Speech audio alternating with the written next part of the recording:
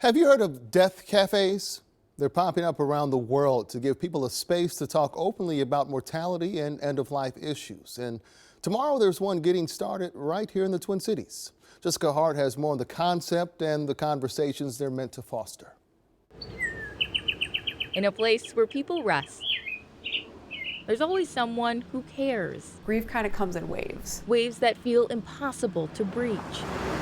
There are other care centers, but there's nothing to this scale. So when someone comes to the Cremation Society of Minnesota, So this is our crematory. It gets really hot, so we have some fans running, and then our machines are pretty loud. they lead with their heart. And we want to make sure it's great care. Allison Hens, a funeral director, knows people need space to breathe. We want everybody to feel like you're supported and taken care of at the worst possible time in your life. And she knows they need a space to talk.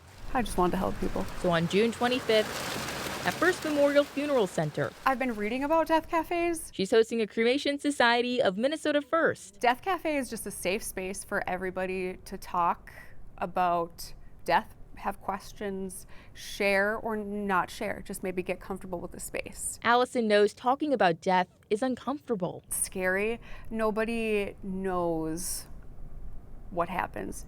And I think the finality of things can be really scary. She says she hopes to normalize it through conversation where people can talk about anything relating to death, including their own mortality. I think sometimes people think, I don't want to weigh down my family members or my friends with my sadness. I think it is easier for people to share those feelings with other people who might be in the same space. Feeling she hopes to ease through compassionate, caring conversations. A heavier question, I think, would be, what about death scares you most? Conversations had before or after you say goodbye.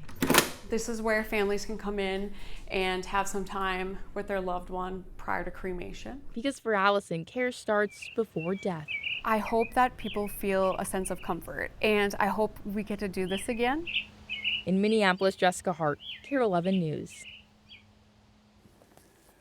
Well, the first death cafe is full, but the Cremation Society of Minnesota planning a second that's set for July 28th. If the first two go well, they hope to schedule more in the fall. If you'd like to reserve a spot for the next one, head over to our website at KARE11.com.